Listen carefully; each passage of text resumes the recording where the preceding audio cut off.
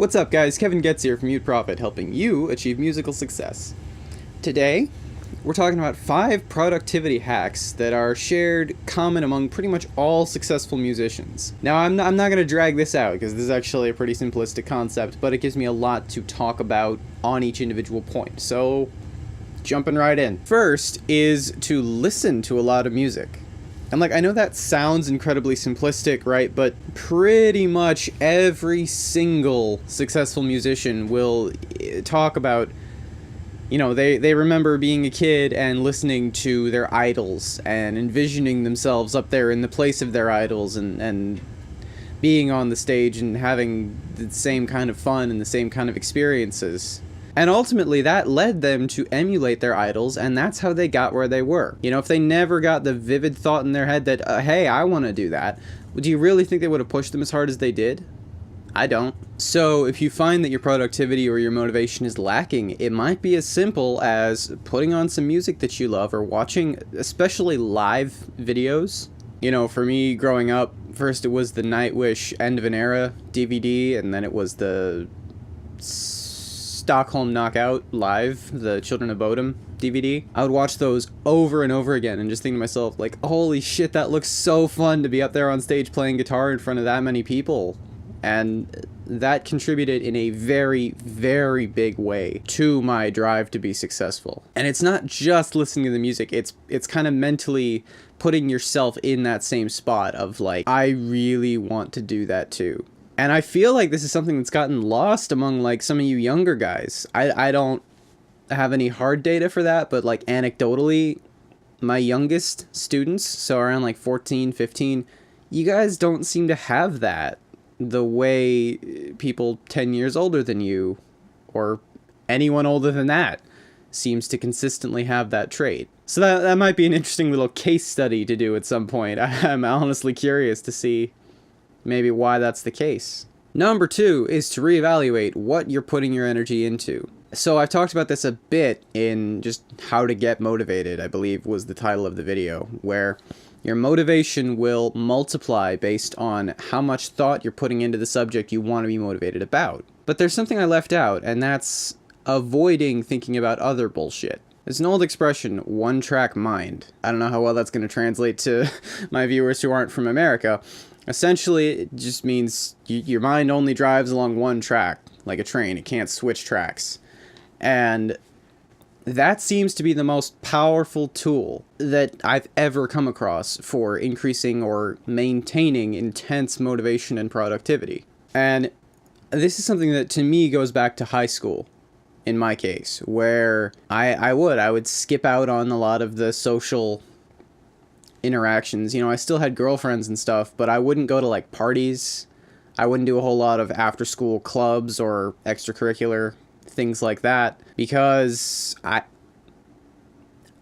just didn't see the point, honestly. It was more fun for me. I want to go home and practice guitar. And as I got older and as social media evolved, because we didn't have Facebook quite yet when I was in high school, and as social media became the norm, I look at it now and, I'll see trending topics and people talking about this development in politics or this development in, this drama over here or this bullshit. And to me, it's yeah, I have my opinions on those things, but I'm not going to engage in the arguments that everyone else seems to want to engage in a lot of the time. Because to me, it's I've got too much on my plate already. I'm capped. I'm thinking about all this. I'm working. I have shit I have to get done. I don't have time to argue. And it is that mentality that helps me to not get distracted and not lose my focus and just stay incredibly productive and motivated. Tip number 3 is actually going to seem like a contradiction to tip number 2, and that is to expand your focus rather than narrow it and double down. And what I mean by that is bringing in more of the relevant parts of your field, essentially. So, as an example, audio engineering. For me, I could not do half the things I want to do if I had not also learned audio engineering. And the reason for that is independence. I can go over to my computer and I can record a song, and with my methods now, I can have that song mixed, all recorded, mixed, whatever, done, literally done in the amount of time it physically takes me to record it. Mixing is almost an afterthought. It takes like half an hour. And what that allows me to do is maintain an independent content schedule. So I can record a cover, a well-produced, well-mixed cover, and throw it up here on YouTube whenever I feel like. But more importantly, I can record as many songs as I want.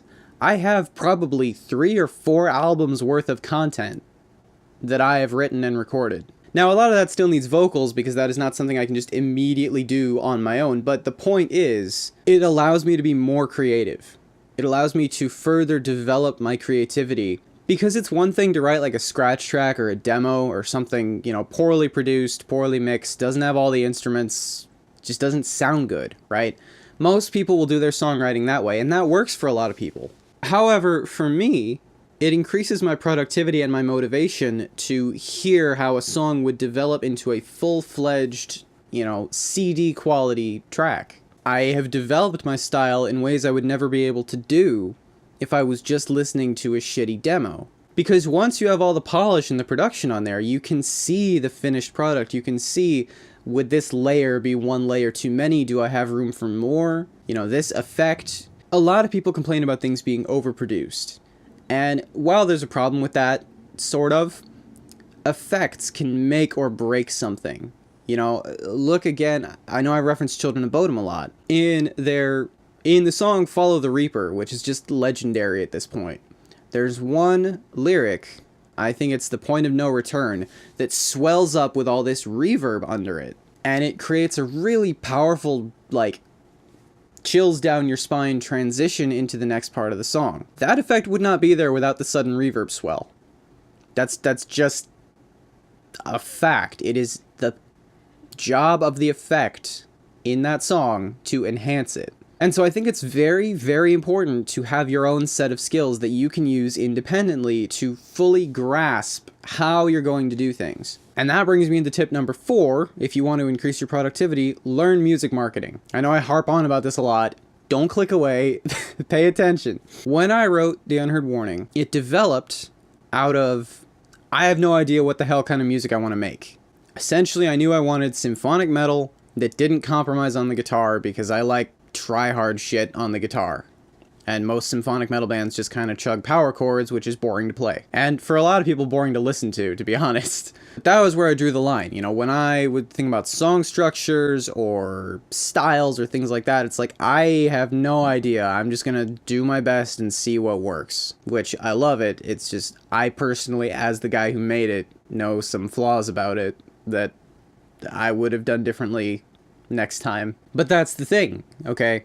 I know about those flaws because of music marketing, because of going into the data of my audiences and going, all right, well, they like this, they don't like this. What's the correlation here? What terminology do they know?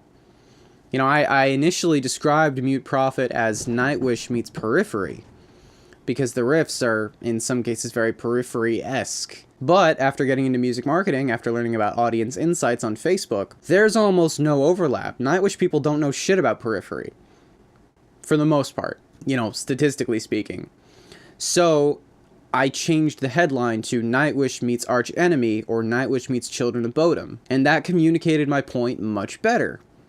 And so I can then drill down on that in future releases. And in fact, I've written an entire album in the past 6 months almost to test this, to see how it resonates with the audience that I have found.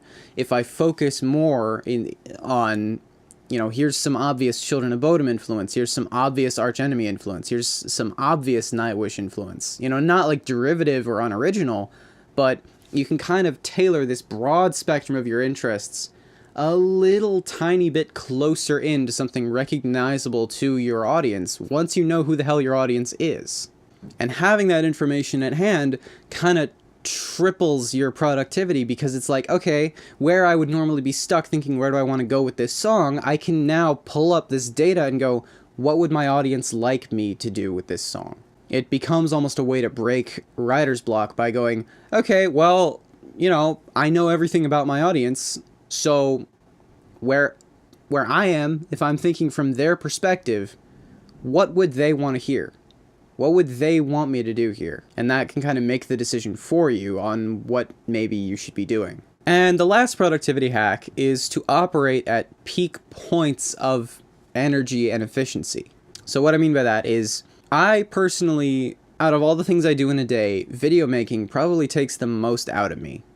That's not to say it's difficult, it's just different than what I would normally be doing in a day. So it's kind of the biggest derail from my routines. So I do it before I start a routine. I literally got out of bed, got dressed, and made this. Because that's how I work best, is, you know, before breakfast. Because when I get breakfast, I know what I'm going to do. I'm going to sit there at my desk, watching something on YouTube while I eat. And then as soon as I'm done, I'm going to just start thinking, okay, what do I want to do today? I'm going to check my Facebook ads. Oh shit, I just bumped the mic. I'm going to check my Facebook ads. I'm going to start thinking about new ideas for YouTube, and that's going to spin my brain in a whole other direction. I'm going to start, you know, looking at, you know, what music do I want to get done today? I should probably practice at some point. It takes the most effort to put all of that down, turn everything off, shut everything up, and turn on the camera. Just because, you know, it's not like this is hard necessarily, but it's a shift from one mindset to the other. So for me, I figured out, okay, it's easiest then if I devote this time before I start something that's hard to stop. I devote this time to making a video every day, and that's what I do. Almost like I can't really motivate myself to do this anymore, so I'm glad that I don't really need to, but like when I was running at my peak 110% efficiency all the time, I had almost created like a school schedule for myself. Like, you know how in school it's usually divided up from like hour to hour, right? With like designated lunch break here, recess if you're much younger, and then like this class, this subject, this subject, this subject, right? That is almost what I would recommend doing if you want to be really try hard about this. But, you know, to be more abstract, it's just important to think in terms of routines, in terms of efficiency, in terms of how easily can I break this once I'm in this mindset so I can switch to something else, and try to structure your day so that the things you need to do flow better from one into the other, instead of a full jarring like, okay, now we're going over here and doing this thing. Because that doesn't work. That doesn't come naturally to the human brain with the comforts of modern society. Alright guys, I think that was 5, right? 5 productivity hacks? I lost count. Maybe 5, maybe 4, maybe 6. The title's gonna say 5 because I don't care. See ya. Thanks so much for watching. I have new videos on motivation and creative mindsets coming out every Monday, as well as other music lessons coming out every single day, including marketing, instrumentation, songwriting, audio engineering. I aim to make this channel the single destination for anything and everything you need to achieve success in music.